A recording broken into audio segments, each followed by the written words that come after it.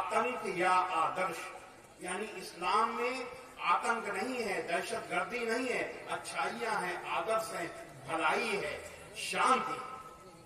ये आज किताब हिंदुस्तान की जितनी भी भाषाएं हैं, जितनी भी वो भाषा को उर्दू में क्या कहेंगे, जितनी भी जुबान है, ये सारी जुबानों में छप रही है। ये बंगला में भी है, असमी में भी है, तमिल, तेलुगु, मलयालम, कन्नड़, गुजराती, मराठी, हर उर्दू सब में है ये किताब। इसका ट्रांसलेशन हुआ है। हाँ, और दूसरी एक किताब लिखी, कुरान जीने की कला, Quran and art of living.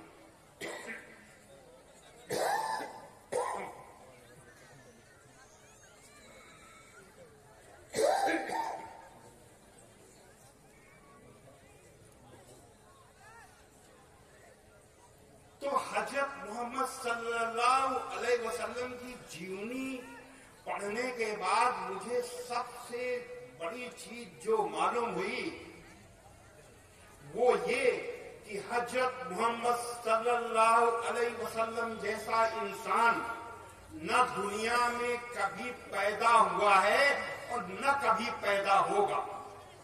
आप दुनिया के सर्वोच्च मानवतावादी इंसान थे और कुरान शांति का संदेश और एकता का संदेश, भाईचारे का संदेश देने वाली किताब है। ये अलग बात है कि उसका मतलब लोग कैसे निकालते हैं। अलग अलग लोग मतलब निकाल लेते हैं अपने अपने हिसाब से।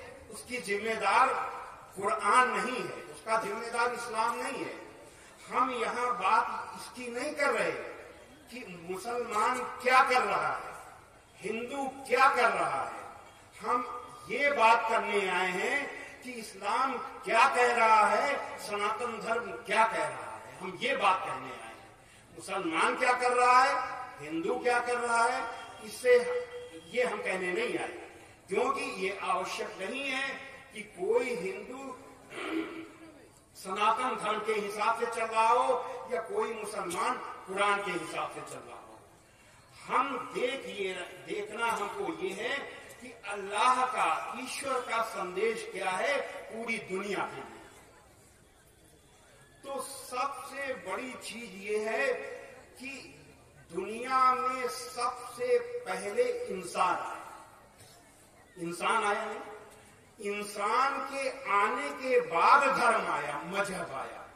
यानी दुनिया का सबसे पुराना मजहब इंसानियत है, क्योंकि इंसान के आने के बाद ही मजहब आया, यानी उसके पहले इंसानियत थी। इसीलिए चाहे सनातन धर्म हो या इस्लाम हो, उसकी बुनियाद इंसानियत है। इंसानियत का दर्जा सबसे ऊपर है, चाहे इस्लाम हो या सनातन धर्म हो, दोनों में।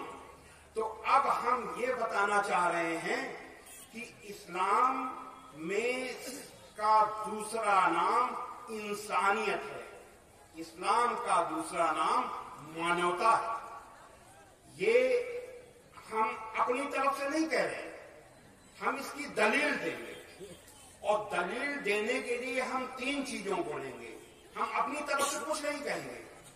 अपनी तरफ से अगर किसी को कहने का अधिकार है तो ये मुस्लिम विद्वानों को है। हमको अपनी तरफ से कहने का इस्लाम के बारे में कोई अधिकार नहीं है। हम जो बोलेंगे कुरान से बोलेंगे, हदीस से बोलेंगे और हजरत मोहम्मद सल्लल्लाहु अलैहि वसल्लम की करनी यानी सीरत से बोलेंगे। इन तीनों चीजों का उदाहरण दे करके हम बताएंगे कि इस्लाम का दूसरा नाम इंसानियत है। सनातन धर्म के अनुसार अगर आपको ईश्वर से मिलना है, ईश्वर से जुड़ना है, तो उसके लिए सबसे पहले इंसान बनना पड़ेगा, मनुष्य बनना पड़ेगा, मानव बनना पड़ेगा। सनातन धर्म के अनुसार इंसान बनने की 10 शर्तें।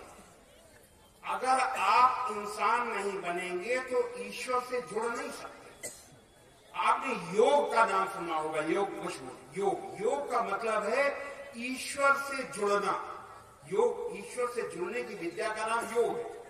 और योग की 8 सीढ़ियां हैं, यम, नियम, आसन, प्राणायाम, प्रत्याहार, धारणा, ध्यान, समाधि। ये 8 सीढ़ियां